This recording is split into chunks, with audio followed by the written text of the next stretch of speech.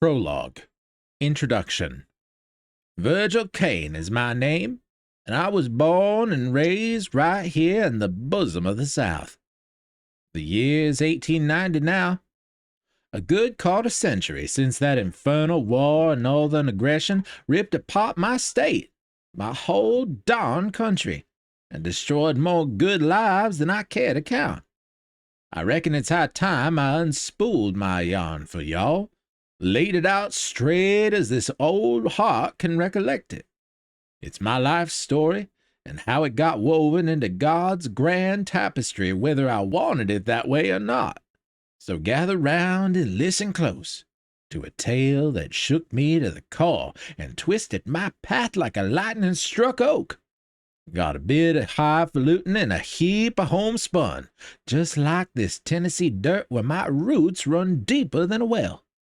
Folks always said I could spin a yarn so vivid it'd shame a rainbow.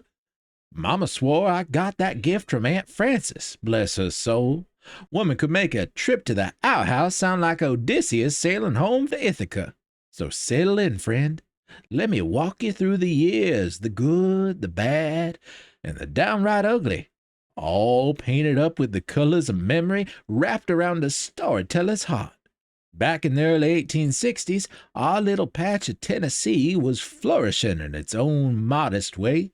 Weren't one of them grand plantations with white columns reaching toward heaven and acres bought by other folks' sweat and sorrow. No, sir. Ours was a humble spread, built on our own calluses and the backs of kinfolk working the land till it yielded. Fields rolled out like a patchwork quilt, stitched with corn, cotton, tobacco, and enough tomatoes to make even a preacher blush. Spring would come waltzing in with honeysuckle perfume thick as molasses. Summer hit hard as a blacksmith's hammer. But even then, there was a raw beauty to it, something fierce and stubborn, just like the folks who called it home. The farmhouse was plain as a plow horse, whitewash peeling here and there, porch sagging just a mite on the south corner. But it was the perfect spot for sweet tea and Pa's fiddle playing, while the crickets joined in chorus. Pa, Otis Kane, wasn't a man of many words. His hands told his story better than his mouth ever could. Rough and gnarled as old oak roots, but gentle when they touched Ma's cheek or tousled Samuel's hair. His eyes, though, they was something special. Deep, clear blue like the sky after a good rain, holding a lifetime of grit and love and hard-won wisdom. Ma, Sarah Harris, before she hitched herself to Pa, was Savannah born and bred, magnolia sweet with a temper like a summer storm when riled. Her laugh was warming as fresh biscuits pulled from the oven. Her fried chicken still talked about in 3 counties. And her love was the rock foundation we all clung to. Small woman, gentle as a hummingbird most times, with a smile that could chase the blues away faster than you could say Jack Robinson. Then there was my little brother Samuel, my shadow, my partner in every kind of mischief. Couldn't separate us with a crowbar and a team of oxen. Dream of that boy, head always full of stories, heart overflowing with hope and goodness. Pure soul, right down to his toes. Looked up to me like I hung the moon, which made what happened later cut all the deeper. And me, Virgil, the eldest, expected to inherit Pa's fields and Pa's calluses some day.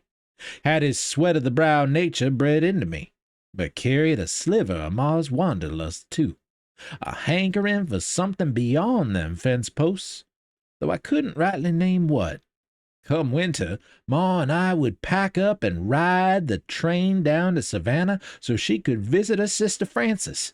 For me, it meant 3 or 4 months of schooling under Aunt Frances's sharp eye. Woman who could outsmart a fox in a henhouse and knew more Southern literature than most preachers knew Scripture. I grumbled plenty about them lessons, but truth is I loved it. That slow Savannah drawl got under my skin like a sweet song. Them books opened doors I never knew existed, showed me worlds beyond tobacco fields and Sunday sermons. Life was simple then, but good in the way simple things are. We worked till our backs ached, laughed till our sides split, and loved each other harder than any storm could shake. But even then, something was brewing on the horizon. Something big and ugly. War. You could hear it coming in the rumble of the trains that passed the edge of our land, in the heated arguments at church socials, in the way men's voices dropped low when they gathered at the general store.